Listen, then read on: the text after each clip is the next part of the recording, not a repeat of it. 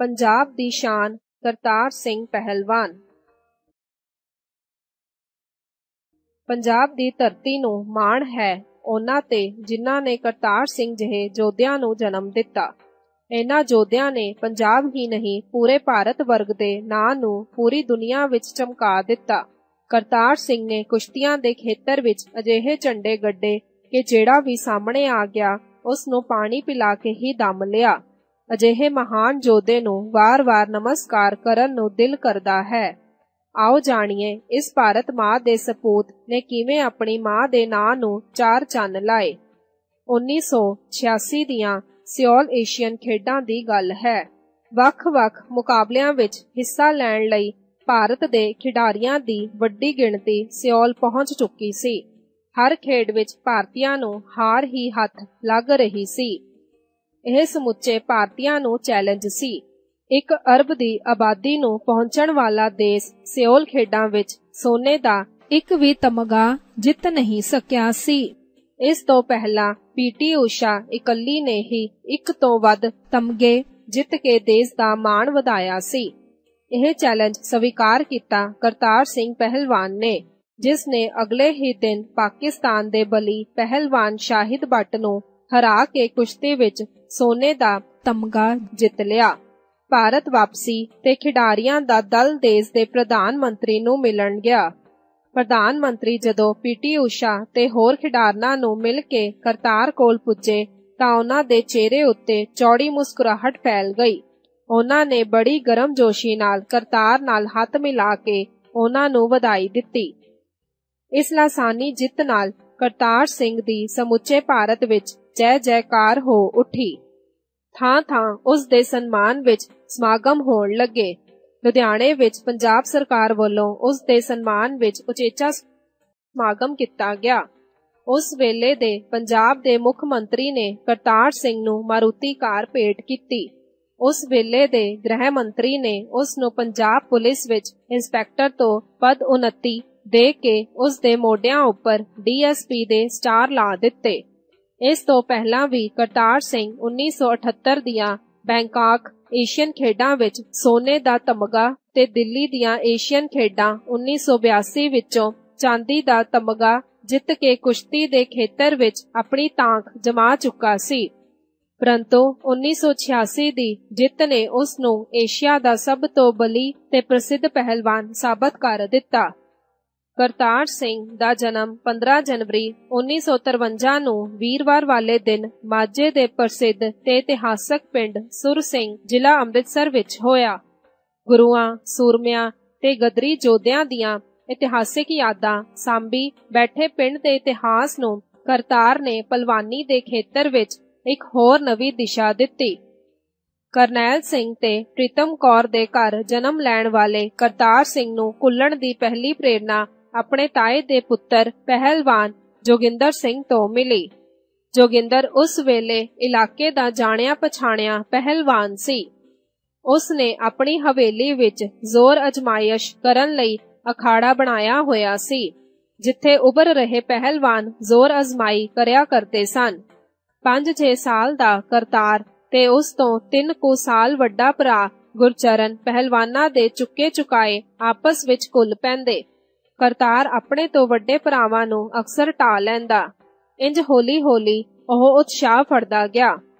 उस दे जिस्म दी बनतर ते ताकत वेख के पिता करनैल सिंह ते उस दे वड्डे भरावां गुरदयाल सिंह ते अमर सिंह ने उस नूं कुश्ती दे मैदान विच उतारन दा निश्चा कर लिया।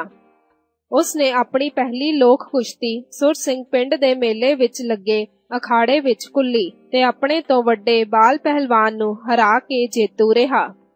जवान होया तां करतार आसे पासे दे पिंडां विच पैंदियां छिजां विच कुल्लण लगा।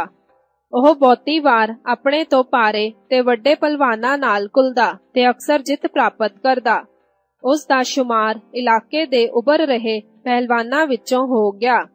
ओह 9वीं विच पढ़दा सी जद ओह नेशनल चैंपियन बन गया। इस समय ही उस दी दोस्ती कंवरजीत पहलवान नाल होई ते ओह अमृतसर कईयो उस्ताद दे अखाड़े विच अभ्यास करन लगा। इस तो पहला उस नूं अपने वड्डे भरा अमर सिंह दी देसी जही कोचिंग ਤੇ ਅਗਵਾਈ ਪ੍ਰਾਪਤ ਸੀ। ਪਰ ਹੁਣ ਉਹ ਅਤੇ ਕੰਵਰ ਕੁਸ਼ਤੀ ਦੇ ਨਵੇਂ ਦਾਅ ਸਿੱਖਣ ਲੱਗੇ। ਕਰੜੀ ਮਿਹਨਤ ਤੇ ਅਭਿਆਸ ਨਾਲ ਜਿਸਮ ਨੂੰ ਫੌਲਾਦ ਬਣਾਉਣ ਲੱਗੇ। 10ਵੀਂ ਕਰਨ ਤੋਂ ਪਿੱਛੋਂ ਕਰਤਾਰ ਖਾਲਸਾ ਕਾਲਜ ਅੰਮ੍ਰਿਤਸਰ ਵਿੱਚ ਦਾਖਲ ਹੋ ਗਿਆ। ਇੱਥੇ ਪੜ੍ਹਦਿਆਂ ਆਲ ਇੰਡੀਆ ਇੰਟਰ ਯੂਨੀਵਰਸਿਟੀ ਖੇਡਾਂ ਵਿੱਚੋਂ ਸੋਨੇ ਦੇ ਤਮਗੇ ਜਿੱਤਦਾ ਹੋਇਆ ਉਹ 1973-74 ਵਿੱਚ ਮਾਸਕੋ ਵਿੱਚ ਹੋਈਆਂ ਸੰਸਾਰ ਯੂਨੀਵਰਸਿਟੀ ਮੁਕਾਬਲਿਆਂ ਵਿੱਚ ਭਾਗ ਲੈਣ ਜਾ ਪੁੱਜਾ। ਇਸ ਸਮੇਂ ਤੱਕ ਉਹ ਪੰਜਾਬ ਦੇ ਇੱਕ ਜਾਨਦਾਰ ਤੇ ਮਹੱਤਵਪੂਰਨ ਪਹਿਲਵਾਨ ਵਜੋਂ ਸਥਾਪਿਤ ਹੋ ਚੁੱਕਾ ਸੀ। ਉਸ ਦੀਆਂ ਅਸੀਮ ਸੰਭਾਵਨਾਵਾਂ ਦਾ ਅਨੁਮਾਨ ਲਾ ਕੇ ਗੁਰੂ ਹਨੂਮਾਨ ਨੇ ਉਸ ਨੂੰ ਦਿੱਲੀ ਆਪਣੇ ਅਖਾੜੇ ਵਿੱਚ ਆਉਣ ਦਾ ਸੱਦਾ ਦਿੱਤਾ। ਉਸ ਨੇ ਗੁਰੂ ਹਨੂਮਾਨ ਦੇ ਅਖਾੜੇ ਵਿੱਚ ਲਗਭਗ 10-12 ਸਾਲ ਬਿਤਾਏ। ਇਹਨਾਂ ਸਾਲਾਂ ਵਿੱਚ ਹੀ ਕਰਤਾਰ ਨੇ ਮਿਹਨਤ ਦੀ ਭੱਠੀ ਵਿੱਚ ਤਪ ਕੇ ਆਪਣੇ ਆਪ ਨੂੰ ਅਸਪਾਤ ਬਣਾ ਲਿਆ ਤੇ ਉਹ 90 ਕਿਲੋ ਵਜ਼ਨ ਵਿੱਚ ਦੇਸ਼ ਦਾ ਸਭ ਤੋਂ ਤਾਕਤਵਰ ਪਹਿਲਵਾਨ ਹੀ ਨਹੀਂ ਬਣਿਆ, ਸਗੋਂ ਏਸ਼ੀਆ ਵਿੱਚ ਵੀ ਆਪਣੀ ਸਰਦਾਰੀ ਦੇ ਝੰਡੇ ਗੱਡ ਦਿੱਤੇ। ਹੁਣ ਭਾਰਤ ਵਿੱਚ ਉਸ ਦਾ ਸਾਨੀ ਕੋਈ ਹੋਰ ਪਹਿਲਵਾਨ ਨਹੀਂ ਸੀ। 1973 ਤੋਂ 1988 ਤੱਕ ਲਗਾਤਾਰ 16 ਸਾਲ ਉਹ ਨੈਸ਼ਨਲ ਚੈਂਪੀਅਨ ਰਿਹਾ। 1983 ਵਿੱਚ 1 ਲੱਖ ਦੇ ਨਗਦ ਇਨਾਮ ਵਾਲੀ ਮੋਤੀ ਲਾਲ ਨਹਿਰੂ ਟਰਾਫੀ ਲਈ ਭਾਰਤ ਭਰ ਦੇ ਹਰੇਕ ਵਜਨ ਦੇ ਪਹਿਲਵਾਨਾਂ ਨੂੰ ਖੁੱਲਾ ਸੱਦਾ ਦਿੱਤਾ ਗਿਆ। ਇਸ ਟਰਾਫੀ ਨੂੰ ਜਿੱਤ ਕੇ ਤੇ 1 ਲੱਖ ਰੁਪਇਆ ਹਾਸਲ ਕਰਕੇ ਕਰਤਾਰ ਨੇ ਇਹ ਸਨਮਾਨ ਵੀ ਹਾਸਲ ਕਰ ਲਿਆ ਕਿ ਸਾਰੇ ਭਾਰਤ ਵਿੱਚ ਉਹਦੀ ਤਾਕਤ ਦੇ ਜੋੜ ਦਾ ਕੋਈ ਹੋਰ ਪਹਿਲਵਾਨ ਨਹੀਂ ਹੈ। ਰਾਸ਼ਟਰੀ ਤੇ ਅੰਤਰਰਾਸ਼ਟਰੀ ਪੱਧਰ ਉੱਤੇ ਹੁੰਦੇ ਹਰੇਕ ਦੰਗਲ ਵਿੱਚ ਉਸ ਦੀ ਝੰਡੀ ਹੁੰਦੀ ਰਹੀ। ਜਦੋਂ ਉਹ ਸਿਓਲ ਵਿੱਚੋਂ ਏਸ਼ੀਅਨ ਚੈਂਪੀਅਨ ਬਣ ਕੇ ਆਇਆ ਤਾਂ ਹਵਾਈ ਅੱਡੇ ਤੋਂ ਵਾਜਿਆਂ ਗਾਜਿਆਂ ਦੇ ਸਵਾਗਤ ਨਾਲ ਉਸ ਨੂੰ ਗੁਰੂ ਹਨੂਮਾਨ ਦੇ ਅਖਾੜੇ ਵਿੱਚ ਲਿਆਂਦਾ ਗਿਆ। ਉਸ ਨੇ ਅਖਾੜੇ ਦੀ ਮਿੱਟੀ ਮੱਥੇ ਨੂੰ ਛੁਆਈ ਤੇ ਗੁਰੂ ਹਨੂਮਾਨ ਦੇ ਪੈਰਾਂ ਨੂੰ ਹੱਥ ਛੁਆ ਕੇ ਸੋਨੇ ਦਾ ਮੈਡਲ ਗੁਰੂ ਦੀ ਝੋਲੀ ਵਿੱਚ ਰੱਖ ਦਿੱਤਾ। ਗੁਰੂ ਜੀ ਚੇਲੇ ਦੀ ਇਸ ਸਫਲਤਾ ਉੱਤੇ ਗਦਗਦ ਹੋਏ ਬੈਠੇ ਸਨ ਤੇ ਗੱਪ-ਸ਼ੱਪ ਵਿੱਚ ਮਗਨ ਸਨ। ਮੌਸਮ ਨਾਲ ਰੁੱਖਾਂ ਦੇ ਸੁੱਕੇ ਪੱਤੇ ਵਿਹੜੇ ਵਿੱਚ ਖਿਲਰੇ ਪਏ ਸਨ।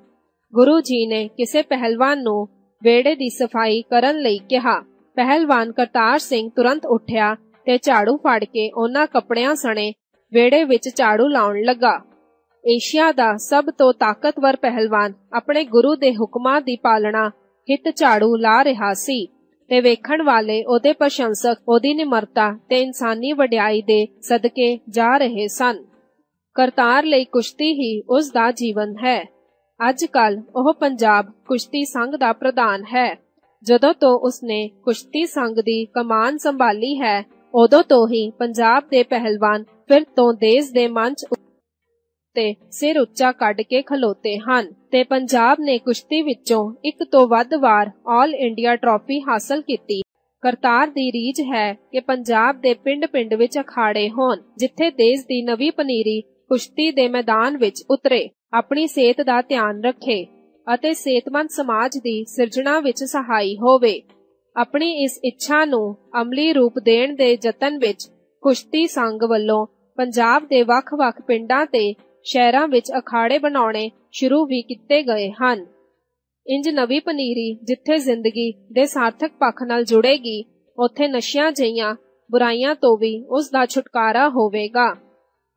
ਭਾਰਤ ਦੇ ਇਤਿਹਾਸ ਵਿੱਚ ਸ਼ਾਇਦ ਕਰਤਾਰ ਹੀ ਇੱਕੋ ਇੱਕ ਅਜਿਹਾ ਪਹਿਲਵਾਨ ਹੈ ਜੋ ਬਹੁਤ ਲੰਮੇ ਅਰਸੇ ਤੱਕ ਕੁਸ਼ਤੀ ਦੇ ਅਸਮਾਨ ਵਿੱਚ ਧਰੂ ਤਾਰਾ ਬਣ ਕੇ ਚਮਕਦਾ ਰਿਹਾ। ਅੱਜ ਵੀ ਉਸ ਨੇ ਕੁਸ਼ਤੀ ਲੜਨਾ ਨਹੀਂ ਛੱਡਿਆ, ਸਗੋਂ ਪਿਛਲੇ ਸਾਲਾਂ ਤੋਂ ਉਹ ਵੈਟਰਨ ਸੰਸਾਰ ਕੁਸ਼ਤੀਆਂ ਵਿੱਚ ਲਗਾਤਾਰ ਹਿੱਸਾ ਲੈ ਰਿਹਾ ਹੈ ਤੇ 4 ਵਾਰ ਸੰਸਾਰ ਜੇਤੂ ਪਹਿਲਵਾਨ ਬਣ ਕੇ ਆਪਣਾ ਹੀ ਨਹੀਂ ਭਾਰਤ ਦਾ ਨਾਂ ਵੀ ਸੰਸਾਰ ਵਿੱਚ ਮਾਣਯੋਗ ਰੁਤਬੇ ਉੱਤੇ ਪਹੁੰਚਾਇਆ ਹੈ। ਅੱਜ ਕਰਤਾਰ ਕੋਲ ਸਭ ਕੁਝ ਹੈ। ਉਹ ਭਾਰਤੀ ਕੁਮਾਰ ਹੈ, ਭਾਰਤ ਕੇਸਰੀ ਹੈ, ਭਾਰਤ ਮੇਲ ਸਮਰਾਟ ਹੈ, ਕਾਮਨਵੈਲਥ ਚੈਂਪੀਅਨ ਹੈ, ਏਸ਼ੀਅਨ ਚੈਂਪੀਅਨ ਹੈ, ਸੰਸਾਰ ਚੈਂਪੀਅਨ ਹੈ, ਅਰਜਨਾ ਅਵਾਰਡ ਜੇਤੂ ਹੈ, ਪਦਮ ਸ਼੍ਰੀ ਦੇ ਖਿਤਾਬ ਨਾਲ ਸਨਮਾਨਿਤ ਹੈ। ਉਹ ਇੰਨਾ ਕੁਝ ਹੈ ਕਿ ਗਿਣਨਾ ਔਖਾ ਹੈ, ਪਰ ਇੰਨਾ ਕੁਝ ਹੁੰਦਿਆਂ ਵੀ ਉਹ ਕੁਝ ਨਾ ਹੋਣ ਵਿੱਚ ਯਕੀਨ ਰੱਖਦਾ ਹੈ। ਉਸ ਵਿੱਚ ਕੋਈ ਆਕੜ ਨਹੀਂ। ਉਹ ਮਧੁਰ ਭਾਸ਼ੀ, ਨਿਮਰ ਅਤੇ ਨਿਰਮਾਣ ਵਿਅਕਤੀ ਹੈ।